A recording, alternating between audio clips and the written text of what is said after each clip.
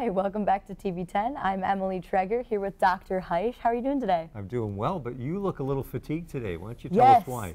It is show week here at North and actually at Harrison. Yes. We're doing the Joseph and the Amazing Technicolor Dreamcoat here. And over at Harrison, they're doing Once Upon a Mattress. Once Upon a Mattress. And the Farmington High School Auditorium would be busy tonight with the Visions Talent Show. Yep, tonight at 7. Tickets are available online if you guys want to head on over. It's gonna be a great time. Yeah, it's gonna be a busy night. Yeah. A lot of running around. So what did you get up to this week? Well, we had quite a busy week, and it's been 2 weeks since we visited. So I've got a lot of information to share, and I'll try to go as quickly as I can. All right, we're ready to get through stuff. So our Community Relations Director, Mrs. Diane Baumann, was named the Communicator of the Year for the state of Michigan through her association for the great work that she does. So I had a chance to join her for a ceremony in Lansing. It was really, really nice.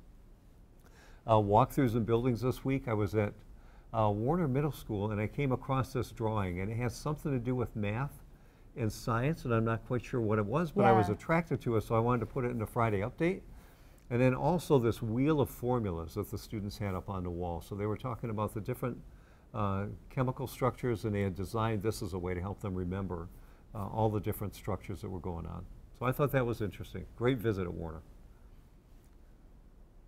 And then we had our Optimist Oratorical contest this week. It's a contest that our local Optimist Club puts on. We had representatives from all of our high schools and a couple of our middle schools there that gave a speech on whether there was a line between optimism and realism. And was that in front of a board of? Actually, it was in front of the Optimist Club and guests. Oh, okay. And it was at the John Grant Center, so it was a pretty nice event on Wednesday morning. Nice. Then our diversity conference that we host with Mercy High School and have students from Novi attend, and all 4 of our high schools attended, is this morning at Mercy High School. And Mario Dewberry, who's done a lot of work with us in the school community around diversity and inclusion, as a keynote speaker, and then students will go to breakout sessions.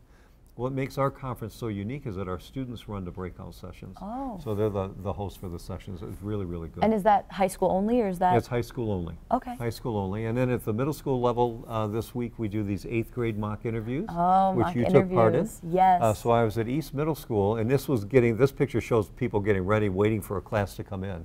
But the most interesting interview I had was when I asked students what do they like to do outside of school. I had an 8th grade student that talked about being an artist. And it was really a remarkable conversation about the work she does, and mostly in acrylic paint, but talked about the process and how much she enjoys it. So that was a lot of fun for me. Nice. Yeah. Farmington High School, because March is Reading Month, is doing the book wars. So they have different classes competing against each other. The freshmen were just knocking out of the park. Oh, really? The seniors are obviously distracted by life. They didn't have a lot of books read as a senior group, but that was really, really good. And then as I was at North this week, I just popped my head into the school store because I like to see the activity, and those are usually busy places during lunch. So it was fun to see that, so I wanted to include a picture of the school store because I'm not sure our elementary staff know all the different things that happen in a high school.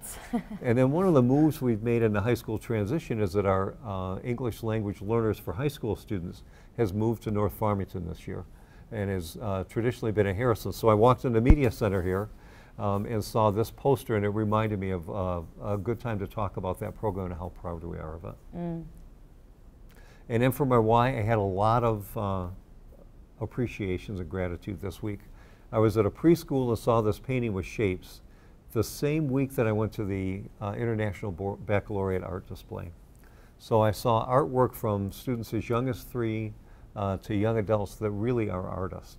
So Harrison High School, they set their IB art display up in the lobby the same time period as the play, so that all kinds of people can come through and see that display. So that was a great reminder of me for my why.